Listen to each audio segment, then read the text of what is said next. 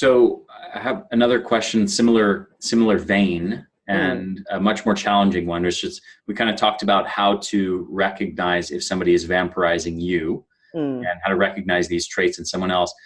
Given that this is so common, 1 in 5 people, is there any reliable way that somebody could maybe start to identify if they themselves are vampirizing others and they are an energy vampire, or are they just going to be kind of, as we talked about before, so resistant to any sort of introspection and recognition of what they're doing themselves that it's sort of fruitless to even talk about such a thing?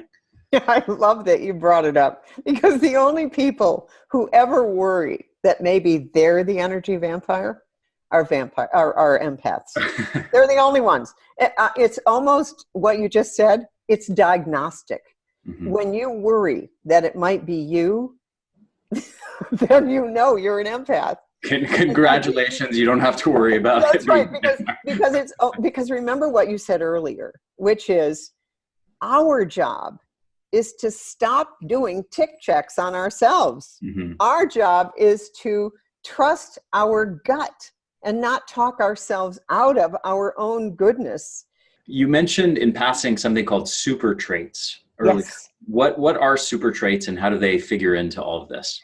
This is the work of Dr. Sandra Brown, who wrote Women Who Love Psychopaths. And when I first heard of this book and saw the cover, it was so scary, I thought, I couldn't read it. I thought, it can't be that bad. And then I read the book, and she has identified a subgroup. Now, in her case, women, but I've met super trait men as well, who have these super traits. They are fixed personality characteristics. Like, they are as innate as your hair color, as your eye color, as your fingerprint. And they are this: loyalty, practicality. I want to tell you how she came up with this. She used to run groups for narcissistic men. So she began to see how that worked. And the other thing I want to say about narcissists, many of them have had a lot of couch time. They've had a lot of psychotherapy.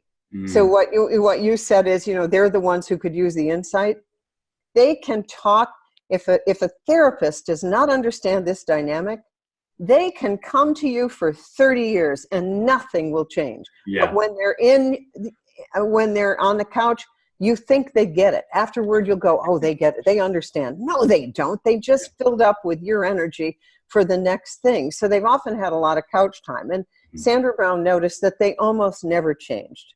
George Simon will say that sometimes in their 60s, at the end of life, they will have true contrition. Contrition means to be broken into 1,000 pieces, and they'll do everything they can to make it up to you. He has seen that. I have not. Okay, so anyway, what she then began to work with groups of women who were called codependent, right?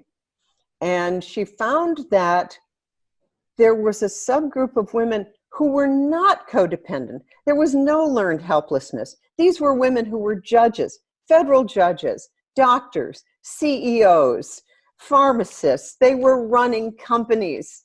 This was not women with learned helplessness. So she'd say, how are they getting into relationship with these narcissists? And she'd find out that this subgroup had super traits, all the stuff that led them to their success in their businesses, with their employees, with academics, with everything.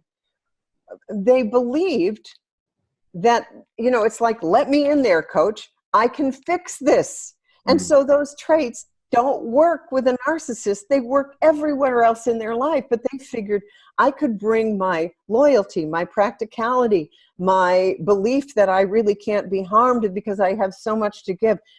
They bring these to a relationship and think that they could fix this person.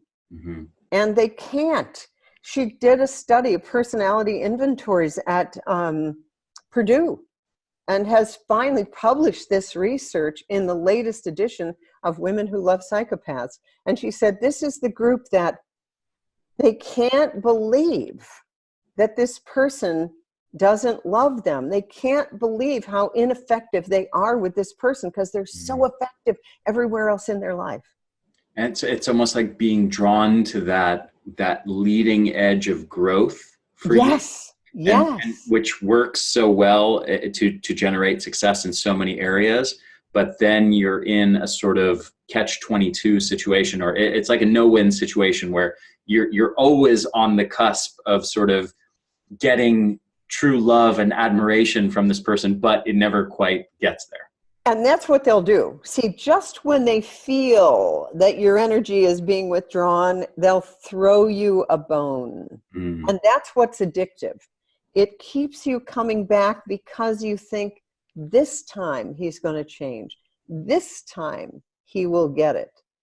And she's found out many of these women have executive function disorder. They literally need EMDR, rapid eye movement therapy. They need tapping. They need everything to get their mind back. I have a friend who was married to one of these characters, and she said she couldn't help herself from continually feeling sorry for this guy. And he even called her the week before his wedding to another woman to get narcissistic supply from her. I said, you have to learn. Don't pick up the phone, because they don't go away. This guy, Dirty John, had, now that's extreme, I understand, had 200 different women that he was communicating with through social media at the time that he was, in the final stages of this marriage to a woman who was very wealthy who was supporting him.